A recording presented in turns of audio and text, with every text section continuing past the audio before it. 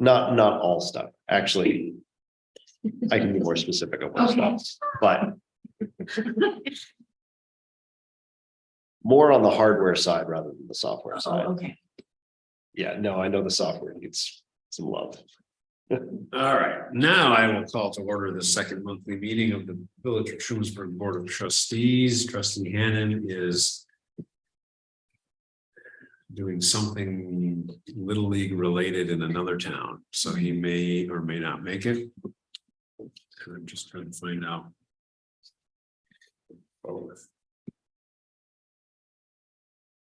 How much he wants us to spend in his absence. Are there any changes to the agenda? I have a listed referendum for an EMS cabinet to go in the fly car. And I have a quick EMS report. I can do the report under the resolution. Feels timely. You say permission referendum, it's got to come out of a reserve. Yes.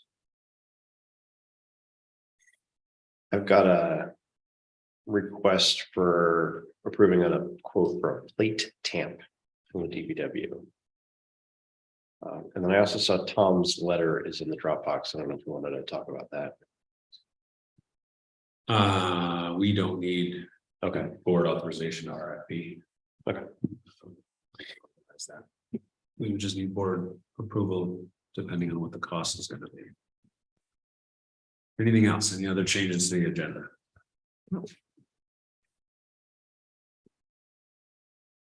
Okay, hearing none. And we have a scheduled public hearing on our proposed local law 5 of 2023, which is our draft sewer law, which has not been substantially revised since 1968. And so I would entertain a motion to open the public hearing on draft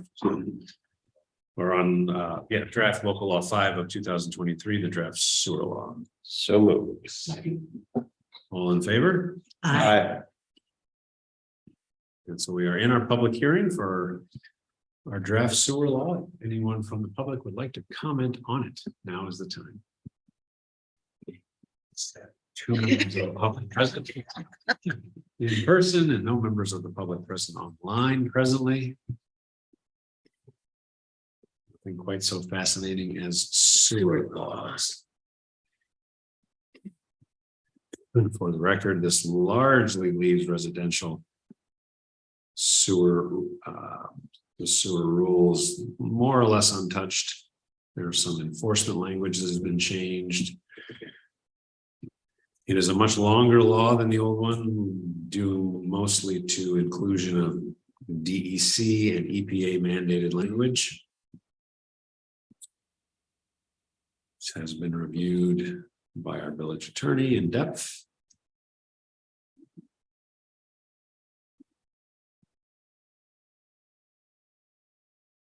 So if there is no comment from the public, going once, going twice, I would entertain a motion to close our public hearing on draft local law 5 of 2023. So moved. Second.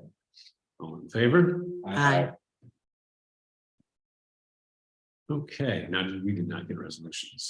We didn't, yeah, but we can go through more parts in a second here. So with the public hearing formality concluded, we will likely adopt the sewer law at our June meeting. Yeah.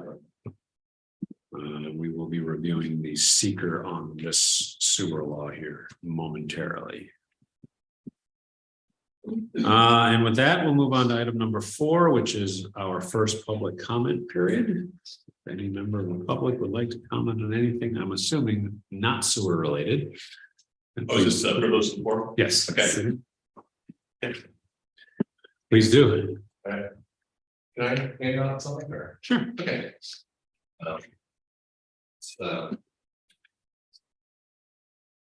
What else?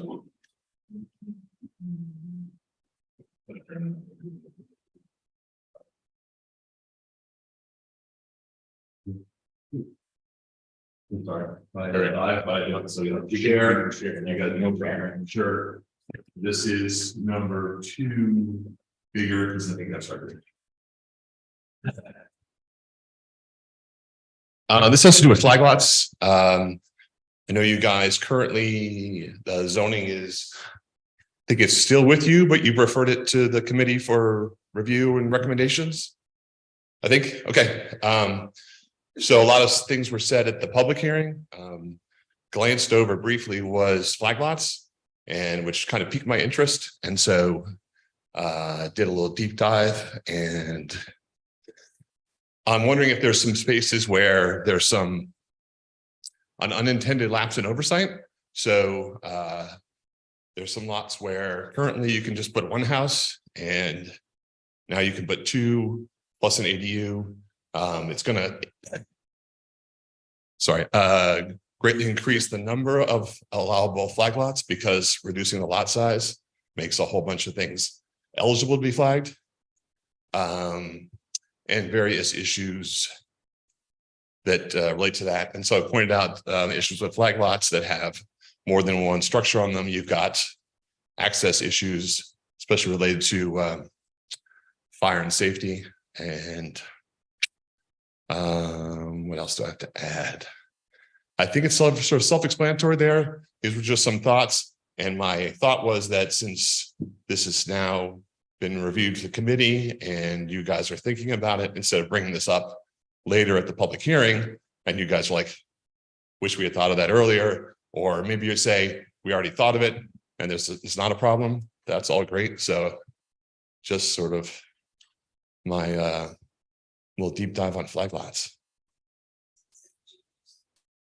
Oh, they're highlighted at the top, the changes. So 3 changes that are going to affect how flag lots, the effect of flag lots, reducing the minimum lot size from 15 to 6,500, cutting out the requirement for a road that attaches to 2 or more dwellings to be a road.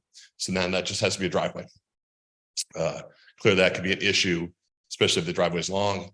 If you had a fire, trying to get everybody out while emergency vehicles try to get in could be an issue. Also, that 2+ no site plan review, I think, causes an issue because it's longer than 150 feet. You'd have to have a emergency vehicle turnaround, but if there's no site plan review, I'm not sure how the person doing the development would be aware of that rule. If it's not stated, it's not even referred to in the zoning as, you know, please see the state regulations on access for emergency vehicles.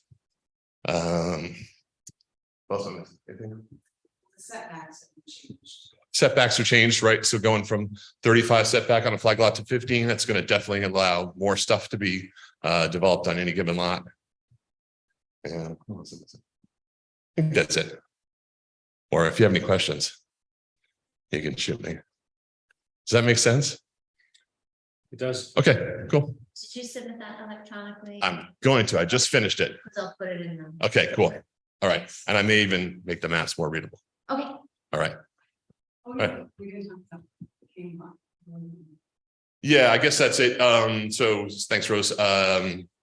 The big lot on King, the previous comments were more about what you could do to existing flag lot. The King Road, I did a sketch out there where I think it's the kind of development we wouldn't want, where you've got 3 or 4 big houses along King. Those could be sold off for traditional suburban use. Maybe the same thing, a big one in the back, leaving a big, quite large area in the back that would just be accessible over a driveway. Could be nice. You could have some little clusters of duplex, triplex things back there. But I think the overall effect of that on that lot would be no sidewalks, really just nowhere where you'd want to walk, very little access to the village in other ways. So I think thinking about if we're going to do zoning, thinking about what we'd like to see. And I think that kind of development, you can see it more on the blow up sheet of how those lots could be arranged. I might be missing something where subdivision rule comes into effect, but I think we have to be aware that flag lots couldn't be a way to circumvent the intent of subdivisions. So, all right, that's it. Thank you. Just to point out one thing, sorry. Yeah. Because I know we had talked about it, but I want to make sure everyone around here is they're part of the reason for removing the private road piece from the zoning is that there is fire code requirements for vehicle access, emergency vehicles, so on and so forth. So every road that goes to, I think it's more than 2 dwellings. I'd have to look up the specifics of it, does have the requirement. And so in the same way that building requirements are many and vociferous and are not included in zoning, the fire code similarly is not included in zoning typically. So that's where that comes in. So it's not that we have no requirements. I mean, you make very good points that we need to make sure that we have emergency access. Sure. Jules can let us know how important fire access is. And that is definitely part of what's still in there. But it'd be just added as a, where you mentioned the driveway, just to say, in compliance, but just as the layperson reading it. Sure. I know that they can. I mean, there's a million different things we could add that to. If this one's particularly important, I don't have a problem with it specifically, but there are many, many times in many different places where we would, if we wanted to be comprehensive, we would kind of have to, it would be exhaustive. So.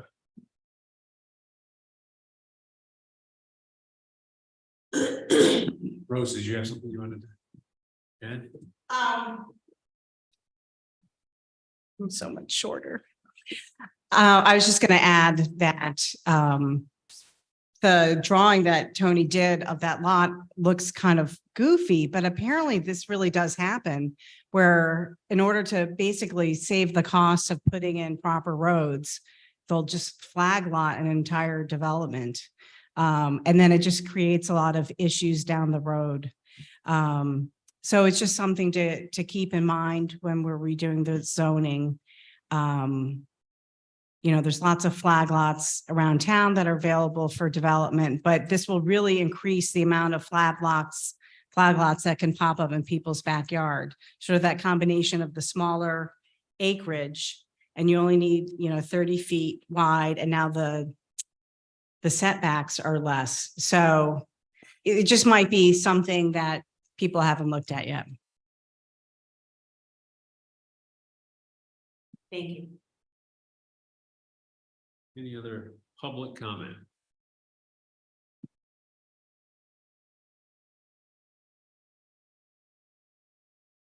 Want to say something, Jules? I just wanted to, if you can hear me okay.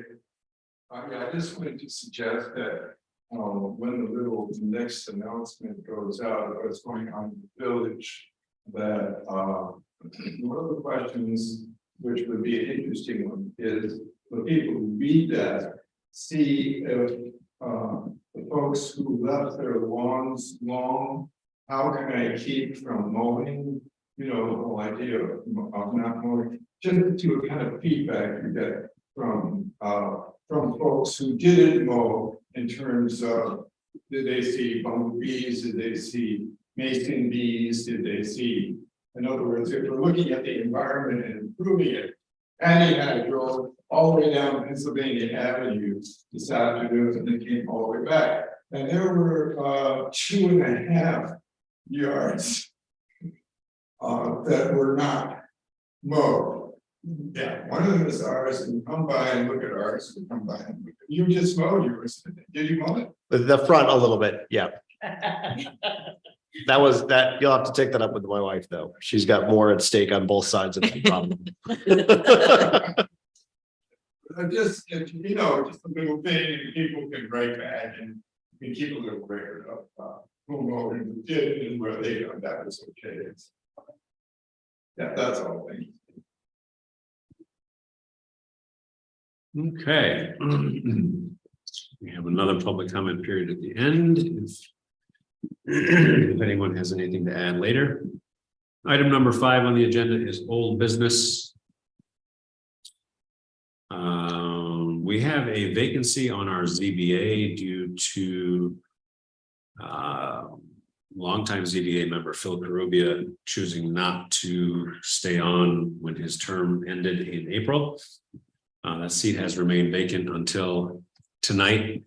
I am officially appointing To fill that vacant seat for a 5-year term, I'm appointing David Breeden, who has worked very hard and done a good job on the CPCR, and he has graciously accepted the new role. He will remain on CPCR, but he has accepted the new role of ZBA member. Noah Demarest will remain the official ZBA Chair? rep or liaison to the CPCR. Oh, okay. David's role in CPCR will remain just as a resident, but he has, as I say, graciously accepted the appointment to the vacant ZBA seat. So thank you very much, David. You said 5 years? Yes. Next item of old business is the seeker related to the sewer law, which we just held our public hearing for. Ben, do you want to work our way through part 2? Does anyone need to have one written copy? I have it. Happy to. So let me get this sorted. So yes, so this is the part 2 of the full environmental assessment form. I will walk through the main topics and our decision upon them, I suppose. And we can just kind of jump in. So this is looking at potential impacts of the sewer law. Should it be passed? So impact on land. Proposed action may involve construction on or physical alteration of the land surface or of the proposed site. No. Impact on geological features. The proposed action may result in modification or destruction of or inhibit access to any unique or unusual landforms on the site. No. The proposed action may affect one or more wetlands or other surface water bodies. No. The proposed impact on groundwater. The proposed action may result in new or additional use of groundwater or may have the potential to introduce contaminants to groundwater or an aquifer. No. Impact on flooding. The proposed action may result in development of land subject to flooding. No.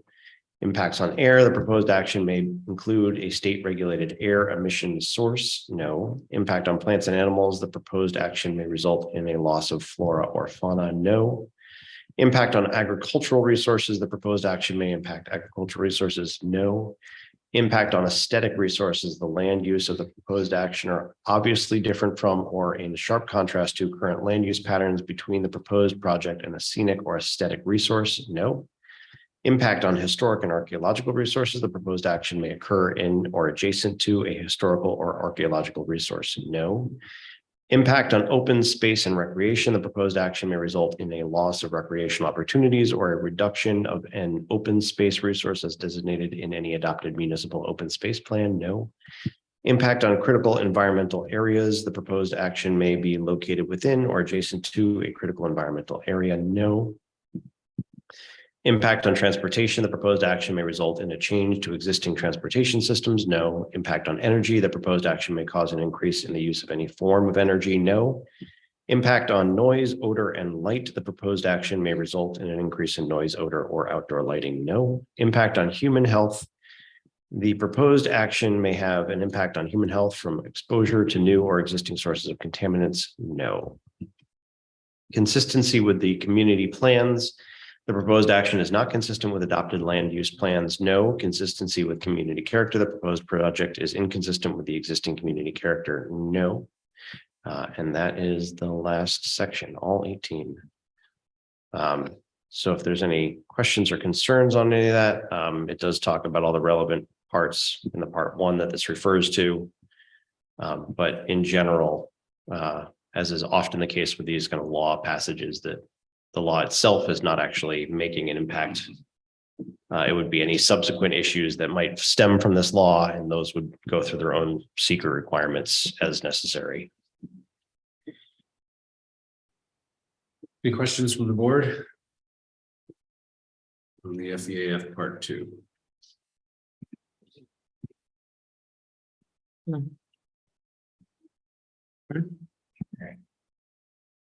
And we have a resolution to designate lead agency for seeker. So this is, I'll just read it through. That's reasonable to jump into. So whereas the Village of Trumansburg Board of Trustees, Village Board has on April 24th declared its intent to be designated the lead agency for the Village of Trumansburg sewer use law adoption under the provisions of state environmental quality review seeker regulations. And whereas the village board has provided written notices to this effect to the involved and interested agencies, and whereas the village board has not received any written objections from the involved agencies to the boards being designated as the lead agency under the seeker regulations. And whereas the village board has previously determined that it is the most appropriate agency to ensure the coordination of this action and for making the determination of significance thereon under the seeker regulations, now therefore be it resolved that the Board of Trustees does hereby designate itself as the lead agency for the action identified above herein. And I would move that. Second. We have a motion and a second. Any questions or comments on this?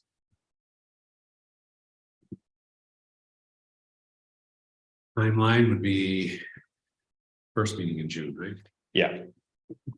We can discuss the adoption and the seeker does findings then. Any other comments or questions? Hearing none, then all in favor of adopting this resolution as presented, please say aye. Aye. Any opposed? Okay.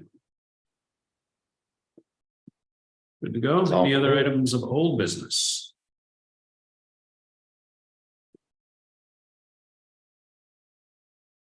New business, we have a couple of resolutions of recognition. We will start off with, this week is National EMS Week. And so I will just read this resolution to offer it to this board. Whereas emergency medical services is a vital part of the healthcare system. And whereas the members of the Trumansburg EMS department are ready to provide life-saving care to those in need 24 hours a day, 7 days a week. And whereas EMS provides a range of important services to our community, ranging from fall assists and checkups to rendering life-saving care during times of acute need. And whereas access to quality emergency care dramatically improves the survival and recovery rate of those who experience sudden illness or injury, and provides a critical lifeline to those in need of support through wellness checks and other services. And whereas Trumansburg EMS covers a primary service district of 112 square miles with a secondary mutual aid response area of over 400 square miles. And in so doing positively impacts the lives, safety, and health of several thousand people in a 4-county area. And whereas designating Emergency Medical Services Week is an opportunity to recognize the value and the accomplishments of emergency medical services providers, who are frequently the unsung heroes of both the first response and the healthcare industries.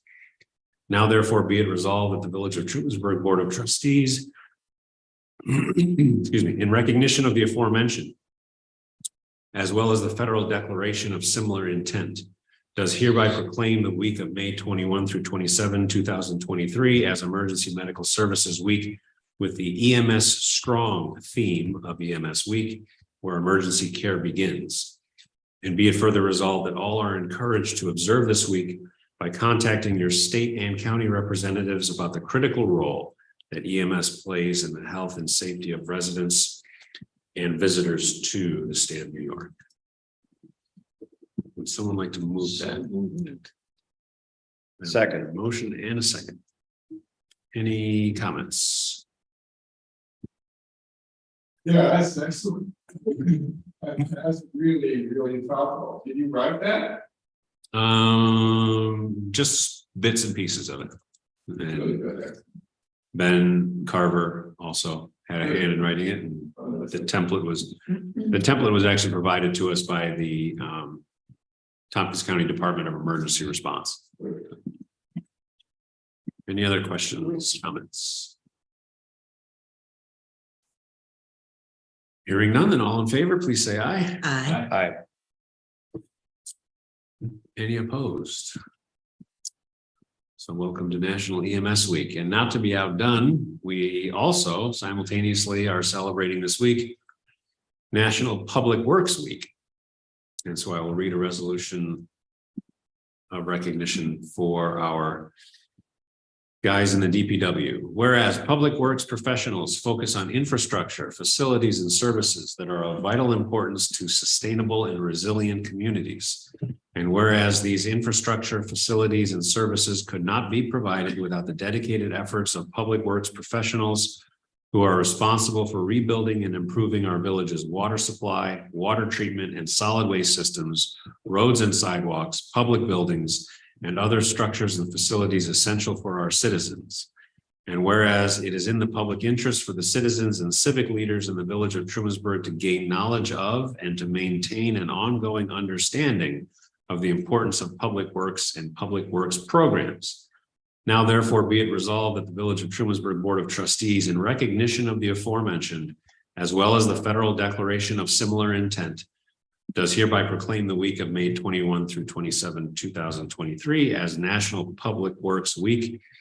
And be it further resolved that all are encouraged to observe this week by contacting your state and county representatives about the critical role that the Department of Public Works plays in the well-being of our residents and visitors to the state of New York.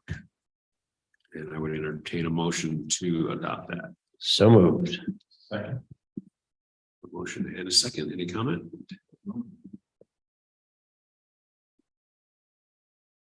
Hearing none, then all in favor, please say aye. Aye. Any opposed?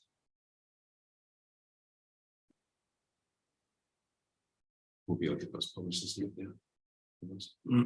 Okay.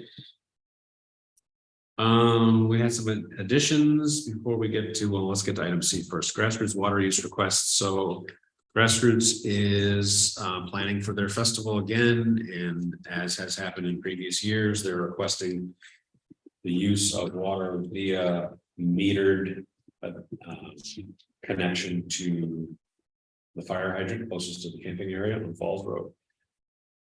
Every year in the past, we've approved it. I believe Dusty still has the meter. As far as I know. So, yeah, open question to check on. So in previous years, we've approved the use and the hookup and outside rate at 1.5 times inside rate.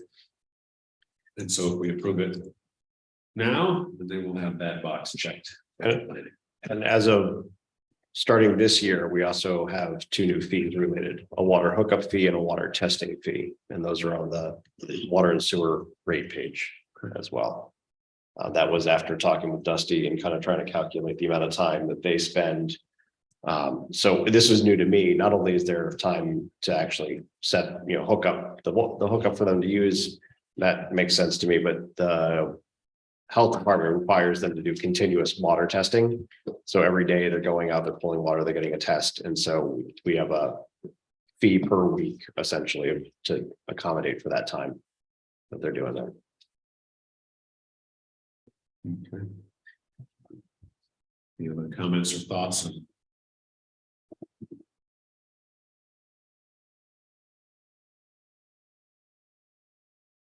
Okay, I don't believe we need a formal resolution, but wanted to make sure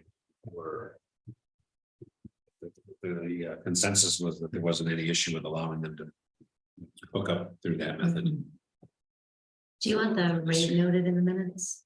The rate? Yeah, the pricing. And they pay for the testing and we just get we pay and they reimburse us via a bill, or That is, We added to a bill. we add it to the bill for the testing. Okay. We invoice them for the water usage based on the metered rate. And then add these as line item. Gotcha. Okay, we will have to, I don't have it with me, but there is something that we signed with them. For that. Okay, good. You had an EMS report. Just quickly, I wanted to share Tompkins County this year for the first time decided to put out EMS awards. And our agency won or was awarded Agency of the Year, which is immensely exciting. And we'll give you information for the newsletter Also, two of our providers earned awards. Brian Snyder earned a Lifetime Achievement Award, and Emily Dove, one of our paramedics, earned ALS Provider of the Year. So really very exciting. I think it's reflective of both sort of the culture of the department, ongoing quest for excellence, and in particular, Joel's sort of re-energized and shared, I think, passion for just continuous improvement. So I wanted to call that out because it really is a pretty special thing, especially on EMS, which I can't imagine is coincidence. So that is really all I wanted to add as far as the report goes. And then I also have this referendum that I just added to the Dropbox. I'm just going to leave her in that. That's all right. So Chief Joe has graciously provided his old Tahoe to the EMS department to use as a flight car. One of the things that is special about the Tahoe is that because it is not Joel's personal vehicle, it would be a full flag car EMS department vehicle.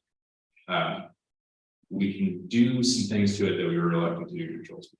One of those things that I'm particularly excited about is to build permanent cabinets so that things like the ventilator or emergency gear can just ride in that vehicle permanently. The other piece that I'm really excited in is why this bill, I don't know if you're looking at this cost, this is why it's as high as it is.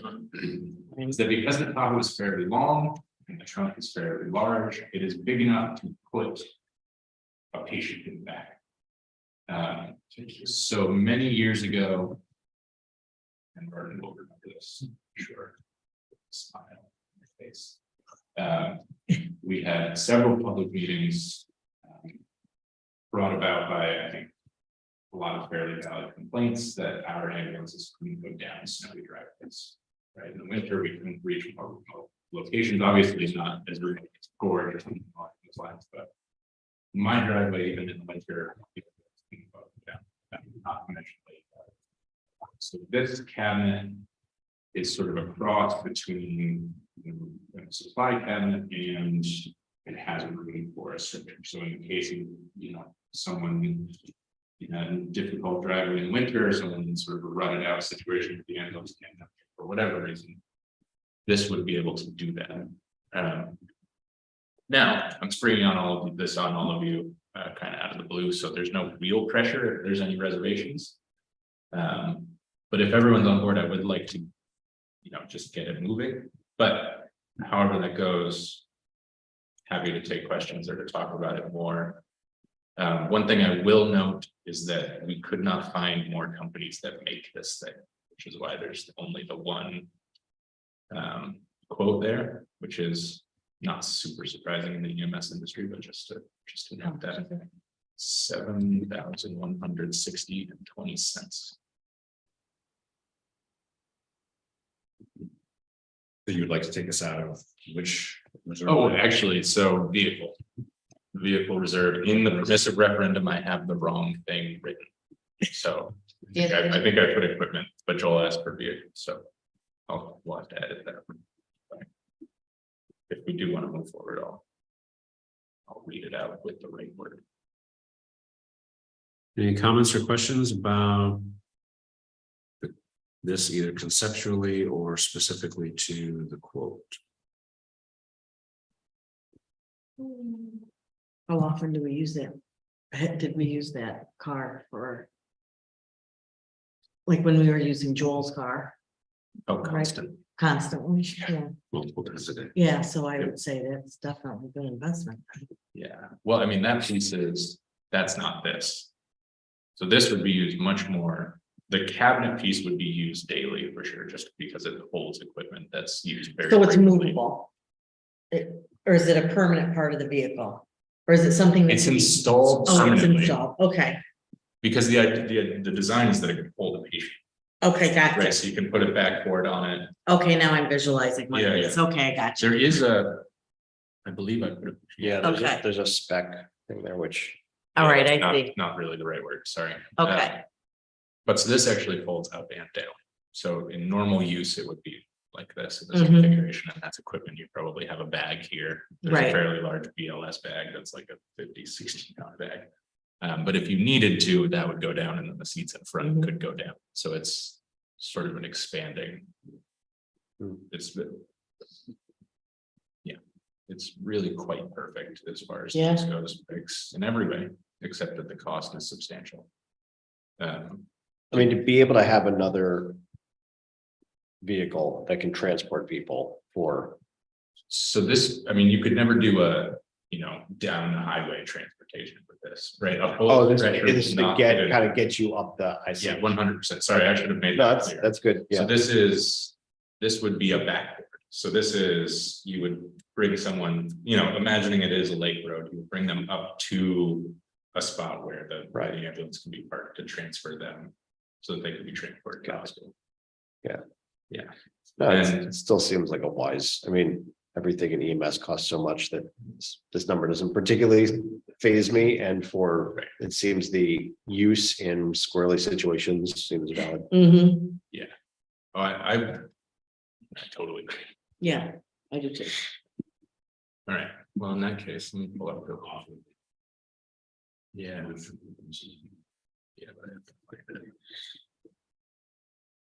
Yeah. I changed the word. Hmm? I changed the word to vehicle reserve. Oh, perfect. Thank you. So the referendum goes like this. Please take notice that the Board of Trustees of the Village of Trumansburg, Tompkins County, New York, at a regular board meeting held on. Wait, I don't need to do this. So I move that we approve up to $8,000 from the EMS vehicle reserve for the purchase of a storage system for the flag car. Subject to permissive record. Second, Motion is second. Any questions, comments from the second?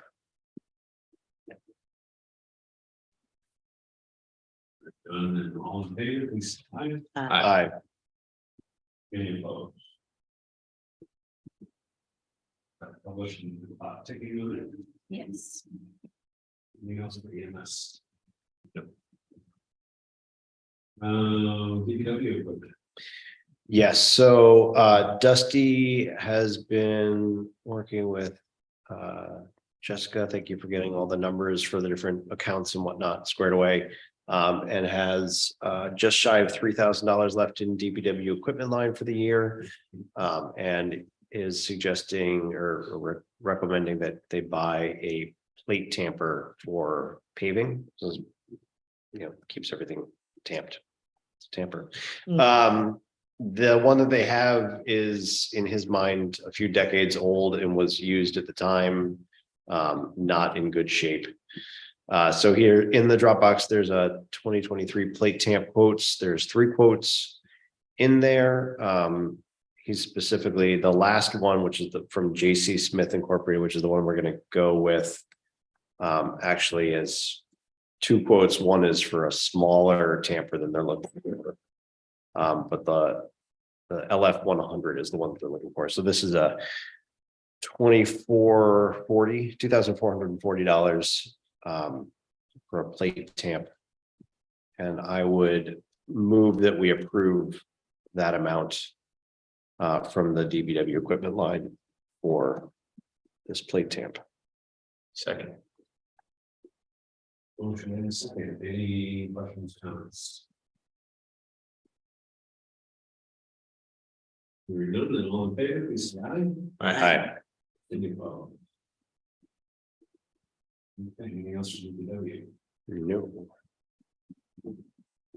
In Keith's absence, speaking of spending money on equipment, we continue to get complaints and concerns from various parts of the village about speed on village roads. It's a combination of 25 is actually not that slow, and you're standing still and the car is moving, so someone's moving 30 faster. But that's not to dismiss the fact that you unfortunately drive much faster than that, and they can go around. Enforcement is always an issue when we are discussing police staffing, as well as the realities of the way certain vehicle and traffic tickets are currently handled. in the court system, most of them are just. Like down with various types of minimum violation. They define and move on, so I suggested to chief that we might want to look into additional. Usually pole mounted radar signs, they seem to be relatively effective. Past, they've been installed in certain locations where allow speed and get less complaints as time goes in. Part of it is people sometimes just don't realize how fast they're going, and they see the light slows them down. Other times it's because people are more aware generally. So chief has spec'd out 2 additional machines which can be deployed in different parts of the village, and in 2 additional machines that are not cheap. They run $2,400 a piece. So 2 of them would be a total of $4,800. Suggestion is that we take it from the police contractual line. So that we don't do it right away. That would mean doing some budget modification for the year. As he is currently under budget on payroll.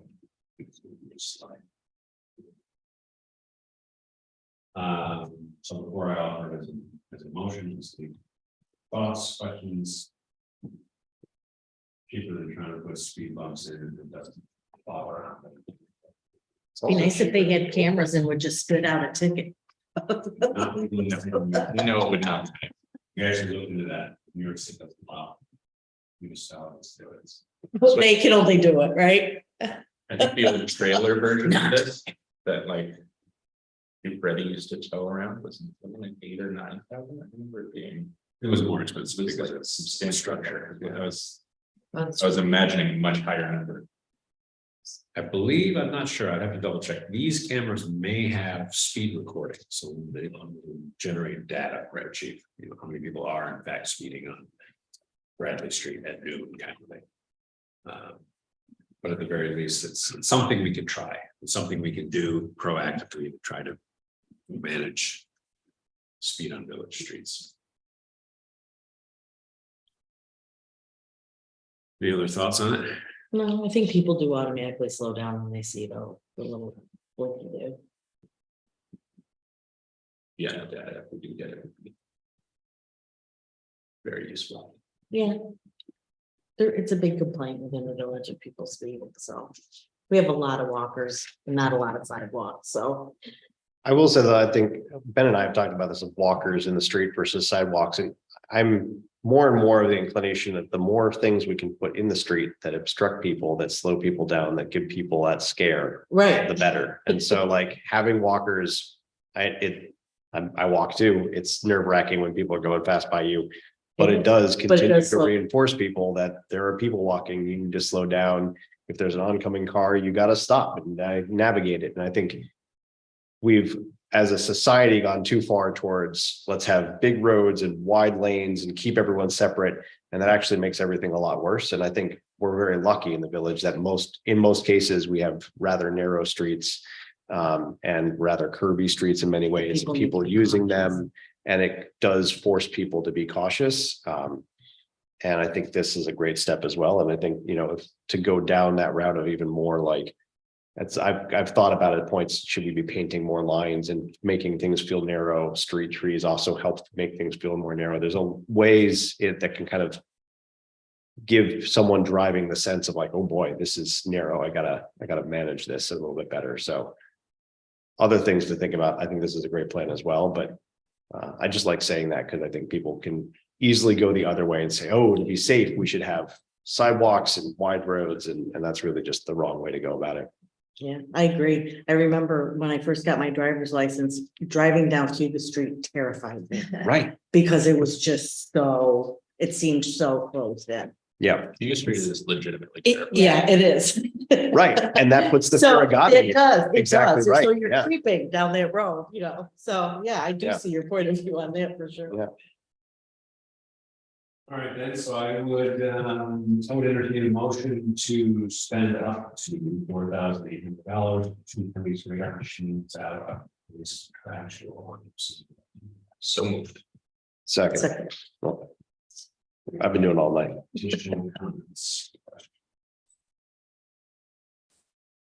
Hearing none, and all in favor, please say aye. Aye. Any opposed? Last item of new business, which I'm going to. As our second monthly meeting in June will be officially summer. How does the board feel about suspending a second monthly meeting for the months of June, July, and August? And resuming the first? Maybe I'll need to get it, you know, areas are in the schedule for the second June meeting. Not right now, no. It would just, the only thing it would slow down is the zoning conversations if we have more back and forth between here and CPTR, but I don't feel like there's a timeline on that necessarily. I mean, I want it to keep moving. I don't want it to stall out. But, you know, I did hear more from EDR. They're continuing to look into their data. I continue to push them to try and get some data by the end of the month, early June, but even still, you know, it adds more time to that timeline, but it doesn't have to be. It's not the end of the world, really. I mean, I'm on board with Me the too. caveat that we can obviously add. If we need to. We don't schedule it, if we need it. Yeah. You know, summer does and be a little bit lighter. I don't want to have 4-hour meetings. First.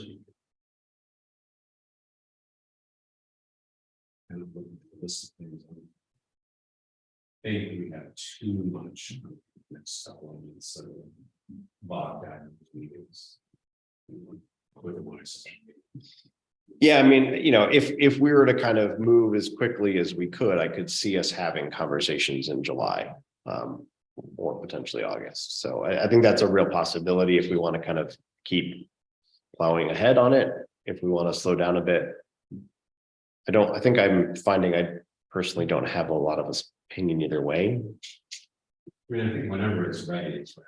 We need to schedule a special meeting just for that. Yeah. We can do That makes sense. to it. Probably makes sense. Yeah, Makes sense to dedicate an entire week, so. yeah. But to have a regular standing second meeting. I'm glad we did it.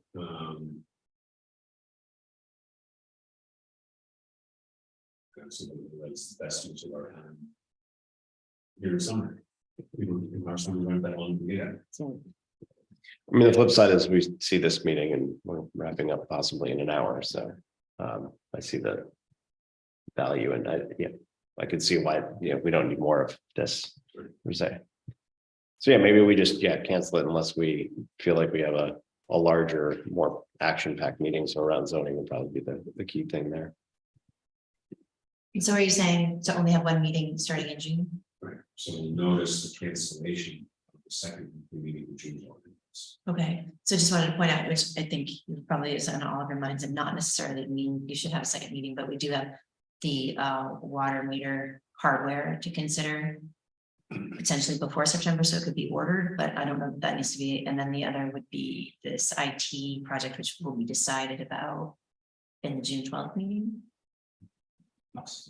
And or possibly then might need a second meeting in June because it sunsets July 1st, our current situation. Okay, those are the only things I wanted to add out. All right, well, let's go ahead and notice the cancellation of the second June, July, and August meetings. Okay. Second meeting is June and September. Okay. Which brings us to our second public comment period. You guys were talking about how to slow down traffic, and in my head was what most of what Ben said is that streets that look fast get fast cars, and so I live on Congress, and but it looks like a highway, so people treat it like a highway. So whatever, I know there's limitations, and this probably has been discussed, but whatever we can do to bring sidewalks out to shorten the distance between crosswalks. I know there's DOT regulations, but yeah, I'm all for thinking about ways to make things look less like highways to slow people down. We have need of an executive session. I do have two quick items. Motion to go into executive session to discuss Personal matter. Not personnel. Oh, Okay, relating to the Me, non-public personal information. okay, sure. I would entertain a motion to go into So- section for that reason. Do I have a second? second. All in favor? Aye. Any opposed?